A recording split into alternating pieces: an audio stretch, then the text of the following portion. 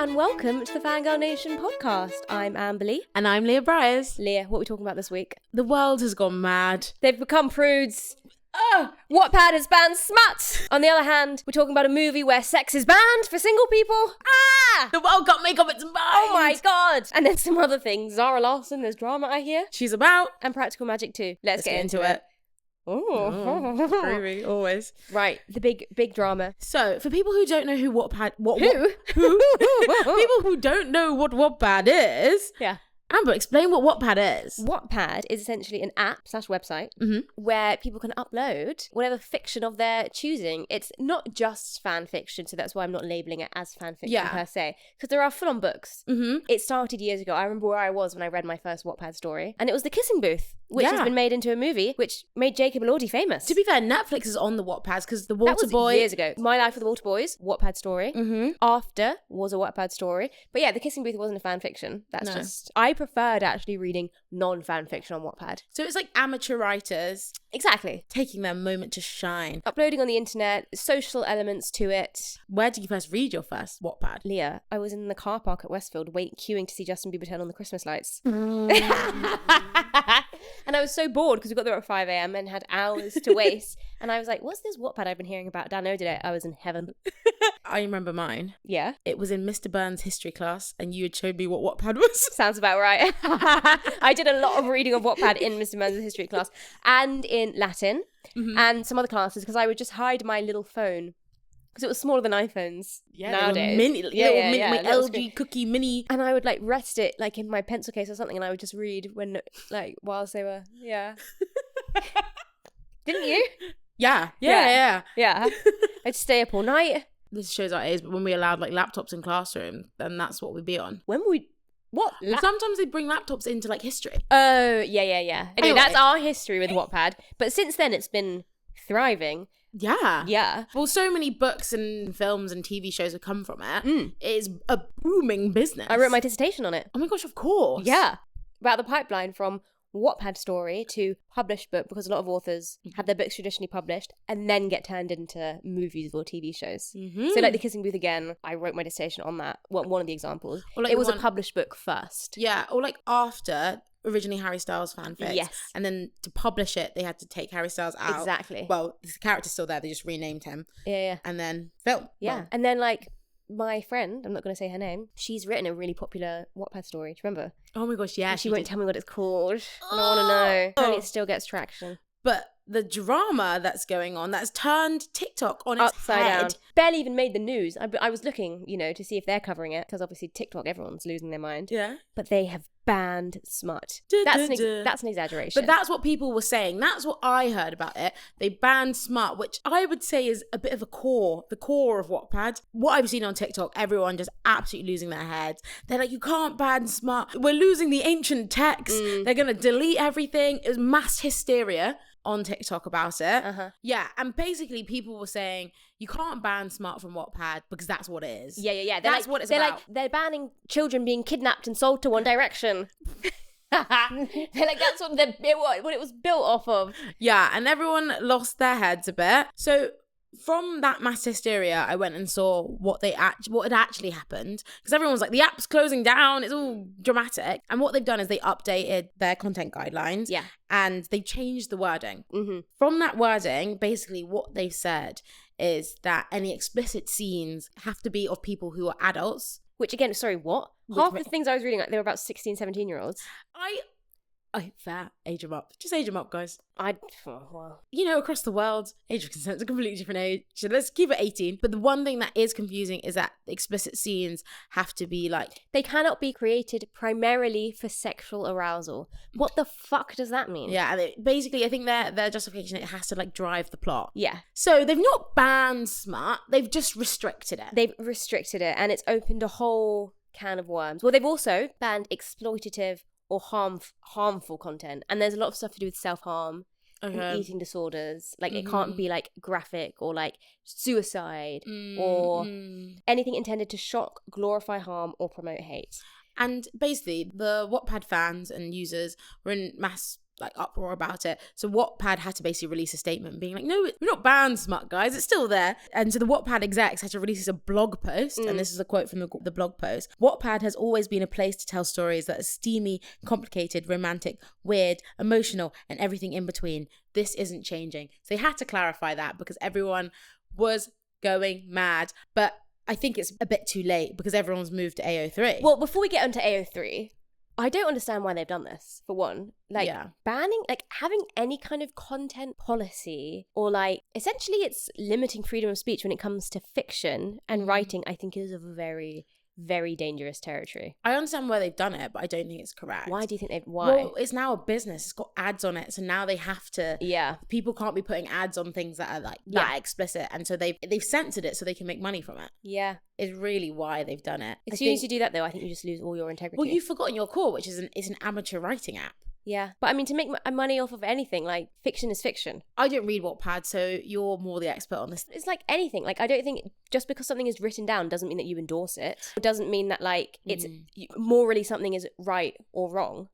Like, I don't understand how they could agree to that, basically. On, like, for the sake of advertising or whatever it is. Yeah. It's just... corporate world. Well, now what's weird is that people are going over to Wattpad they've moved from Wattpad to AO3 and they're reporting fics on AO3. Like, why the fuck have you moved over? Surely Wattpad, this is your dream if you want to censor everything. Exactly. It doesn't make any sense. It makes no sense. Deciphering what Amber said is people have moved from Wattpad to AO3. And for people that don't know what AO3 is, it's like an amateur writing library. It's an archive because it stands for Archive of Our Own. And it was actually created off the back of a bunch of popular fan fiction sites shutting down because of similar reasons to Wattpad, where basically they started censoring things because of advertising. And so I can't remember who created it, but like community members created, they were like, let's create our own archive that will never be for profit, will never be sold or shut down.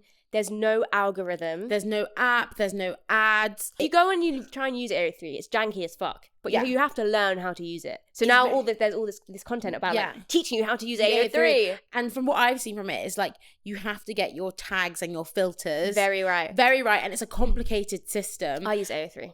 Yeah, That's where I read all my Dramini fanfiction. Yes. God, I've got an account because a lot of fics you can't read without an account and your account has to be approved. And now there's a backlog of like hundreds of thousands. Oh, you have to be approved? No, a lot of them you can read without an account, but a lot of the fics are locked. And apparently now a lot of authors are locking their fics so that people who don't have an account report them. Because now a lot of the people who have migrated from Wattpad to AO3 are reporting fics for being inappropriate. Yeah. What? Stay on Wattpad then. Yeah. It doesn't make any sense. So AO3, one of their big things is if you don't like it, don't read it. Yeah. Which is, I think, something people have forgotten in this world recently, because if you don't like something, don't engage. If you don't like something, if you don't agree with something, it doesn't bother, like, just leave. You don't engage with it. Yeah. Like, I find it the same on social media when people be like, I don't like this content. Well, just scroll on. Yeah, very weird. It's not for you then. Something weird going on with the youth of like, I don't even think it's just you. Okay, just like internet, where it's like someone sees something like bean soup, but I don't like beans. Can I make it without beans? It's like, maybe this just move on. Like, why doesn't it have to be applicable to you? And I understand things should be inclusive, but not everything is for everyone. Yeah. And that's fine. And I think it's very much a don't yuck on my yum. Do you know what I mean? Like, if someone likes something and you don't like it, keep it pushing. I don't understand who these actual young people are who are going around reporting works on AO3. Yeah. Just move on. Because basically, again, I'm seeing all these TikToks of teaching people how to use AO3, and it's like, look at the tags. If there are things tagged in there that you don't like, don't read it. Also, the AO3 drama, the Wattpad users really got to learn quick. I've been seeing the learning curve needs to curve. In a few weeks, it's going to be Kinktober on AO3. And that's gonna be nuts. The wrong people have migrated. Like, what? No one's told you to move.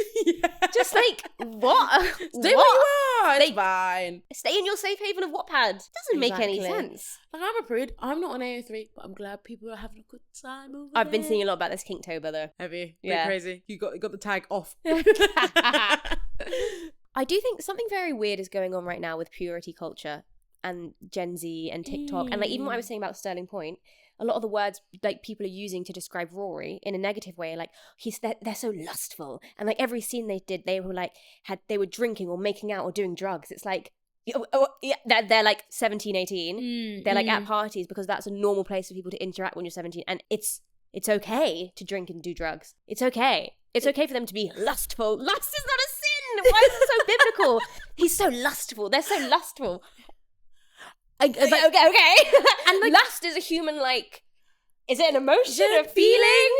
It's so natural. It's okay to feel lust. Yeah. What is it lustful? Why are we using that word in a negative way? Also, if you don't like it, turn it off. Yeah. I don't get it. People were clearly enjoying it and like enjoying the show. I don't know, I just find it. Also, they're kind of like denying that part of Annie and her lived experience. Like, if she was feeling lustful towards Rory, why are you being like, ugh, like, Ellis is so much better? Like, do you know what I mean? Yeah, I do know what you mean. And this is also, guys, like, if you've been listening to the podcast for a while, we're prudes. But I'm not going to ever tell anyone else that not to, you know, enjoy that. And I'm a prude, but I still read Smut. I just don't like it when it's a bit of Wattpad, actually, if it doesn't help the plot. But also, we're not yucking on people's yums. No. So, like, if they want that, they want that. Yeah. And we're just close our eyes, clutch our pearls, and wait until the next scene. It's weird. People are saying, like, they're banning porn for men and Smut for women. I don't know if that's quite right, but there is something going on. There's something going on. Something's in the air. There's a prudish mentality in the air. I want to know how much sex young people are having. Okay. No, but, like, because I want to see if statistically they are actually having less sex. Because, like, this whole... And then, like, Wattpad saying they have to be over 18. Weird, because, like, sex and, like, stuff is a very normal part of, like, teenage experience. Like, I think most people in our sixth form were having sex by year 13. Like, a lot of people. Mm-hmm. Are they now? You know... The age of consent in the UK is 16. But, like, I know a lot of things about, like, losing the virginity and stuff. But that's, like, 17, you know, 16, 17, 18. Yeah. Very normal. I think things that people have written about for yonks. Yeah. I get what they mean if it's, like, very explicit. But, like, what is explicit if it's just a human experience? Yeah, I don't know. I don't understand that. Like, if a sex scene between two 17-year-olds is written because why does they even have to be losing their virginity? What if they just want to have sex? Yeah. And they're explaining it in normal words? Mm-hmm. What's wrong with that? I think it's if it's like bad sex. But it doesn't say that. It doesn't say that. It doesn't say that. What's bad sex? Like non-consensual. Yeah, well, rape. Yeah. It doesn't say that though, does it? If it just said no rape, fine. That's not what they're saying. You're like, they're normal human things. Yeah, and they're part of life. You are so right. And growth. Mm-hmm. So that's what I want to know. What's going on out there? Are we becoming a nanny state? Yeah. No, the internet is becoming a nanny state. Sometimes I feel like, you know, like The Handmaid's Tale? Yeah. Not comparing it to this. But you know when it's just like the little things that trickle in? Yeah. And then I'm like, when is it going to stop? Something weird was going on when I was walking home, right? Like, there was a weird atmosphere in the air. Dark, moody, and this guy was fixing a car and he was playing like 50s music. It was given like tiptoe through the two, like that kind of vibe, and there was nothing else, and that was all I could hear. And I could hear birds cawing, caw, and I was like, am I in a horror movie? Like, so I don't know what's going on out here. Is this the end? Oh, I was like, it's spooky. There's just something weird happening. There's something weird, and everyone, I feel okay. Wattpad, you've done your thing now. You've done your censorship. Stupid business decision, by the way. It's your business decision. You've made it. People moving to AO3. Guys, we just need to be vigilant, okay? We need to be vigilant about the censorship. Everyone, we have to keep our eyes. Freedom of speech. And also, a lot of the people who ironically, are policing this stuff probably identify as being the most liberal. Going to AO3 and being like, too liberal. Exactly. If you believe in freedom of speech and books and what's freedom of being able to write whatever you know, freedom of pen, then you have to just acknowledge that some things aren't for you. And just remember, everyone, you can close the book, you can close Wattpad, you can close AO3, or you could just change your tags. Also, AO3 are never taking anything down. They've actually released a thing because someone said there was something very graphic about children and some things, and they were like, Saz. Because I think they understand it's a slippery slope. Once you start deciding that something is right or wrong to have on there, then it opens the floodgates. Yeah. Talking about nanny states, the Sex Purge movie, One Night Only. Let's talk about it. I've heard it's Sex Purge, Handmaid's Tale. Well, we don't know about Handmaid's Tale. Oh, Right, for anyone who don't know, okay, this movie's coming out on August 28th, but people are calling it the Sex Purge movie because it's called One Night Only, and it's basically about the one night a year where sex is legal for single people because the rest of the year, it's illegal. Okay. I've seen the movie. Yes. I went to New York to go and see it. It's got Callum Turner in it and Monica Barbaro. For people who don't know who Monica Barbaro is, she beautiful is lady. Beautiful lady who she was nominated for an Oscar for her performance in the Bob Dylan movie, A Complete Unknown. And also talented lady. Talented lady who's also dating Andrew Garfield. And she's American, does the best British accent I've ever heard. We saw her in the flesh when we went to go watch Les Liaisons Dangerous. Say it once. Les Liaisons Dangerous Liaisons with Aidan Turner. Her accent. Best British accent I've ever heard. And she also looks like an English rose. She does. And for those of you who don't know who Callum Turner is. That's Dua Lipa's husband. Yeah. Yeah. And who does a bang average American accent. compared to Monica Barbara's phenomenal English accent. I also know Callum Turner as the guy who has dated loads of people I know. Oh, like who? Name names. What? No, you told me this. Recently, out of the woodwork, loads of people were like, oh yeah, my sister dated Callum Turner. I dated Callum Turner. Yeah. Apparently he's a bit of a serial dater. Now he's a one-time husband, hopefully. Good for him. Anyway, so this movie, they're the two leads. It's directed by Will Gluck, who directed Easy A, Anyone But You. My nemesis does have a cameo in the movie. Does she? Very brief. Good old Sweeney. Yeah. Spoilers, sorry. It's not a big spoiler, is it? I didn't know she was in it. Anyway, it's also set in New York. New York State of Mind. New York. This would never happen under Mumdani. Let's just say this. Never. But it's a nationwide policy. Ah. Conservative US. They've basically done it to enforce conservative values. I was intrigued when I watched the movie on how they're going to enforce it, and they do explain that really well for me. I was satisfied with how they enforce it. Okay, fine. Yeah, which is good. But a lot of people online are saying like, we're being pushed a conservative agenda. I'm like, guys, come and just go and have a good time. Yeah. Like, it's not.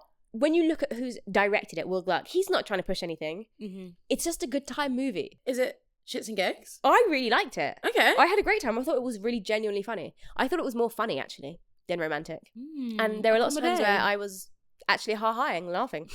No, I was. I thought it was genuinely, like, I'd watch it again. I'd say go watch it if you like a rom-com. Yeah. It's not going to change the world. People put, sometimes, like, rom-coms and really, like, and I'm like, sometimes it's a rom-com. And it was just a good time. Like, I think, time, Sally. Yeah. Do you know what one of my biggest gripes, right, with the movie when I watched it, which I've now changed my mind on, is there's a plot device in it to move the story along where, like, they're both fighting for one condom. Okay. Like, Monica and Callum. Yeah. And, like, New York is out of condoms. And I was thinking, like, the one night a year, really? There aren't enough condoms. And I thought, hey, the government couldn't get together for the eclipse. Yeah. You know? And yet the whole news was telling us, like, eclipse, don't look at it. And it was being shoved down our throats. And yet no glasses. And so in the movie, when I was watching it, I was like, surely there'd be condoms everywhere. Then I was like, meh. The people who planned had them. Yeah. You know? There's a lot of cameos in the movie. Movies recently seem a bit like Cameo Central. These ones are good, though. Okay, fine. They're different to, like, you know, Devil Wears Prada. It felt like just left field. Bang, yeah. bang, bang. Yeah. These ones were good and they felt intentional. Okay. Yeah. But I think you'd like it. I need people to stop telling me that Callum Turner's good looking in a movie, though. It's happening too many times. What do you mean? So in what other movie was it? Oh, what, Eternity. Like the actors being like, you're good looking. Yeah. Yeah. You don't need to tell me you're making me feel weird, because now I'm like, I don't know. Don't tell me what to think. Like, he should be an underdog. It shouldn't be like, wow, that man's good looking. Yeah. Because Callum Turner is actually divisive. I've spoken to a lot of people who don't think he's good looking. Is Hollywood trying to push a narrative that Callum Turner's like handsome? Like, he is, but to a lot of people he isn't. It's this phenomenon I've encountered. It was like Disney with Sterling Knight. I never got that. Yeah, fair. But like, sorry, Sterling Knight just catching a stroke. Whoa, is he your Sydney Sweeney? I hope you're well, Sterling. I thought it was that came out of nowhere. But like Callum Turner, right? In this movie, someone's like, I can't believe he's not like found anyone tonight. Like, he's so good looking, and they're like, he's so good looking. And in Eternity, it's like a whole plot point of like, she should choose him because he's so good looking. Yeah. Do you know what I mean? It's like, I've had one too many movies where they're trying to tell me that Callum Turner's quite vocally telling us. Yeah, you're right. In Eternity, that's all they were like. Oh, but he's do you know what I mean? What? You're good, Miles Teller. Callum, but you've got Callum Turner. And even she's like, God, you're good looking every now and then, just randomly, like. Okay. And then every time he'd meet someone new in the Eternity, they'd be like, what? Wow. Then you're going to pass up on this guy? Because also Miles Teller's just pretty good looking. Yes. So, but like in the movie, that also in Eternity, I'm like, I think Miles Teller's pretty good looking in this. Yeah. Because Miles Teller is a good looking man. Yeah. Her. If you have to tell me. Seeing Top show Gun show not tell. I don't think Callum Turner had the best haircut in this movie, I will say. I've heard about that. He does have an unfortunate haircut.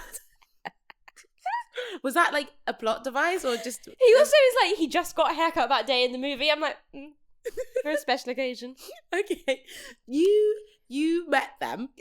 Yeah, we fuck. I forgot about that. Did he have... I forgot that I interviewed them. Did he have the same hair? No, he's grown. He's normally, in the movie, he's got a bit of a buzz cut. Okay, and but he's not a buzz cut boy. Look, I will say though, I like the movie, and I think people need to stop reading into it too deeply. I don't think anyone is pushing conservative propaganda. There's no fucking way in the world that's happening. But it is spooky timing. That's what they thought in the Margaret Atwood books. True. So everyone, just stay. This feels like a public service announcement. Stay vigilant, okay? Also, if you have to start, I just start thinking about some plot holes, like just like go to Canada or something. You guys are in New York. If you want to have sex so bad, okay. But you just have to. If you suspend your disbelief, I had a very good time. Stunning. Yeah. Hi. Recommend. I'd watch it again, like at home. And some movies I watch now, I would never watch again.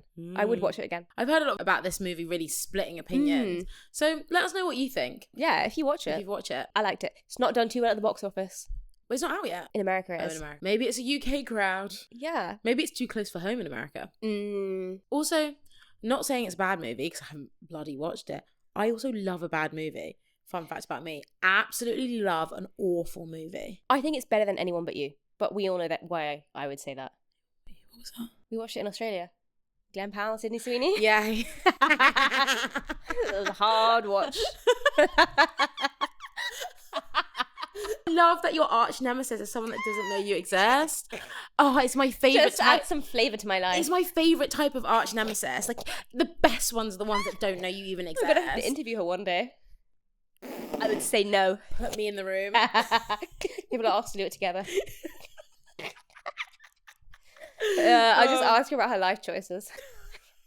I can't believe. No. You'll be struck. Yeah, never. No, I'm getting too loud on this podcast. Yeah. Sometimes we do forget it goes out to the world. Sometimes some exec from somewhere says to listen to the podcast, I'm like, Also, sometimes when I see clips of it, I'm like, did I say that? Yeah, I know. Anyway, but you are a very good interviewer. Thank you. Talking about that, yeah, I think you've got your biggest job. Oh, my biggest job yet is happening the day after this podcast episode comes out. I am co-hosting the Practical Magic 2 premiere. When you told me this, I think I nearly cried. I was so excited for you, because if anyone that doesn't know, Practical Magic 1, or just Practical Magic, is one of Amber's favourite films. It is. And Leah had never watched it before. I found out in New Zealand. Because I think I brought it up because I was like, it's getting cozy. We could watch Practical Magic. And Leah was like, what's that? No, I'll tell you exactly how it came up. Yeah. I love the song This Kiss. Oh, I just love, and we were singing it for weeks in New Zealand. And then like it was just our little song that we were singing around. And Amber just went, I love that film. And I was like, what? I was like, it's just, what? Film, girl, this is a song. Yeah, and then I had a bottle of red wine and we watched Practical Magic. Yeah, this is when I didn't drink. And we got to our hotel room after being in hostels, and they left a bottle of red wine, and Leah had it all to herself. I had a great time. I'm watching Practical Best movie Magic. I've ever watched. There's a weird phenomenon, though, of like people either love Practical Magic or they've never heard of it. Because I've told people about this, and they're like, what's that? Then other people I tell, they're like, it's weird. I think it's just like one of those it's actually a cult film. Yeah, but like with Sandra Bullock and Nicole Kidman. Yeah. But like, it's so weird that like people literally don't even know what it is. If your mum had that video, or it that is DVD, very much your mum. If your mum had that, if you had that DVD, you had that DVD. Yeah. Like there's this film. Where are you getting that again? There's a few films I just don't think anyone had ever watched, but they were like pivotal to my childhood. Yeah. And it's just because mum picked up that DVD randomly. But like, okay, Practical Magic came out in 1998.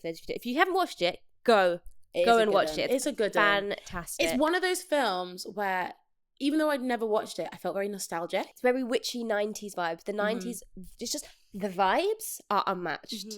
And the soundtrack, phenomenal. This Kiss. What song? Anyway, second movie's coming out. And I am one of the hosts of the premiere, which is crazy because I've been doing like media lines and junkets. This time I won't be behind a fence. You know, I was like, media lines, you don't know who you're going to get to talk to. I know who I'm talking to. I'm talking to all of them. And I'm going to be on the carpet. I'm going to be their first point of call when they get onto the carpet. I'll be like, hey, interview them. It's going on Warner Brothers socials to be able to see it there. But yeah, and it's crazy as well because this is my first time doing this kind of job, like being a host for a premiere, and for it to be for one of the movies, like a sequel for a movie that I've loved and like a big part of my love for movies, and like it's so sentimental. It's so nice. I'm bringing my mum. Oh, yeah. No, that's going to be amazing. Yeah. But I'm not surprised because also, if people don't know, Amber's best friend is the universe. You're so right. Sorry, I manifested something else. What? I was saying to Casper the other day, I was like, I really want to go to Maine, specifically Maine in New England. Like, yeah. And I got an email from the Maine tourism board this morning. So yeah, Amber's best friend is the universe. So she just says something out loud. Usually if I'm in the room, actually. You're big, yeah. Yeah, and then it will happen. I think I was Mother Teresa in my last life. I think something. you did good. Who died in 98? I'm going to start looking into 97, it. Diana. Oh my God. I'm going to cut that. I could get in so much trouble from my mum.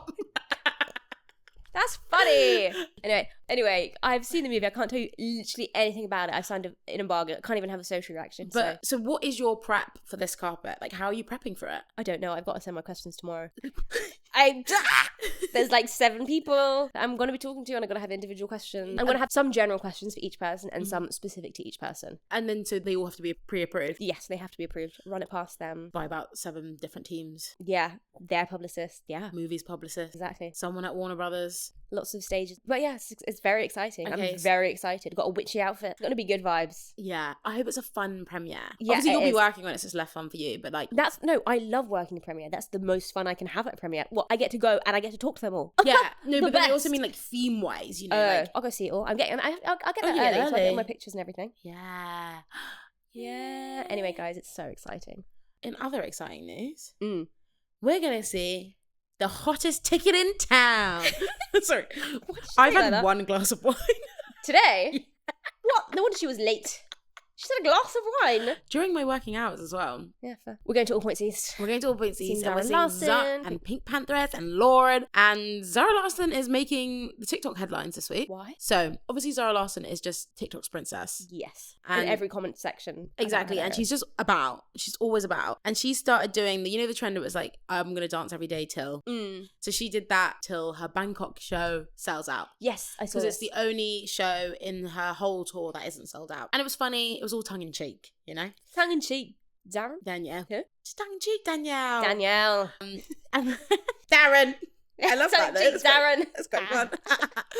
And then basically the comments were a bit crazy. Not crazy, but the comments were basically letting her know the reason it's not sold out is because it's so bloody expensive. Which is a clapback of a century, to be honest. And as she is TikTok's princess, she's taken it and she's had a little conversation with the fans about it, and she's like, there's lots of people that need to be paid. She's like, I'm not really making any money from this tour, but she's taken the feedback, and she's like, I will make it my mission on my next tour to be more involved on the ticket pricing. She's like, I've had nothing to do with ticket pricing, and she's just like, the ticket prices are relatively average for Bangkok, but that doesn't mean they're accessible. And it makes her sad that they're not. Average ticket prices in New York aren't accessible. Yeah, she was like, her aim for the next tour is to make sure that the entry level ticket is an accessible price. She's like, people shouldn't be paying an arm and a leg to go to a concert. Wow. So we love the people's princess. Can't wait to see her even more now. Isn't Can't wait to go and support her. Exactly. And so she's still dancing and she will continue to promote the tour. And she's like, it's fine if it doesn't sell out. If you can't come, you can't come. She's going to go and have mango sticky rice. Love her. Yeah. So we're seeing her on Saturday. I'm so excited. Yeah, me too. On that note, Leah, what are you fangirling over this week? You know what I'm fangirling over? I've been thinking about how Practical Magic 2's coming out. Yeah. And I've been thinking about really good sequels. And I know we've spoken about this, but the sequel came to my brain that I haven't thought about. It's Saint Trinian's 2. And I just think, what a film. And I don't even remember it. Need to watch it. Spoiler alert. I have seen it. When they find out Shakespeare's a woman and they keep the secret. Oh, yes. Yeah. So I've just been thinking about Saint Trinian's and how I'd really love for that film to come back. Like a Saint Trinian's 3. Yeah. And they were just the best films. Like we went to a girls' school. Obviously nothing like that one. But It was just amazing seeing like women be feral and celebrated. Elon's ex-wife having a good time. Exactly. So what do you mean she married Elon Musk and then she married the little boy in Love Actually? Range. Oh my gosh, yes! Yeah. Thomas Brody Sangster. Yeah. Oh yeah. Weird dating So history. what a film. I think I'm going to watch it this weekend to feel something. Good for you. Maybe I'll watch the first one as well. Yeah. So that's what I'm fangirling over. St. Trinian's 2 and women being feral and it being celebrated. Lovely. What are you fangirling over? I'm really late to the party, but I've just started watching Silo. Just! I told you about that years ago. It's one of those ones where I thought it was something else that I watched. Right. And that I didn't like it. Yeah. Then I was like, I thought about it and I was like, wait, I don't know. Season 1 of Silo. 2 episodes down, only 2 episodes I'm going to find the voice note where I was like, Amber, watch Silo. I've had a lot of people tell me to watch Silo, to be fair. 3 seasons in. The main lady, her accent is slipping, but I'll allow it. I had to Google where she's from. Swedish, okay. I was like, is she British? Is she American? But I'm liking it. We just got to suspend. Yeah. That's what I'm fangirling over. Darling. Anyway, we'll let you know how Zara Larson was. Yes, next week. Yeah. And on that note, See you next week. see you next Tuesday. Bye. Bye.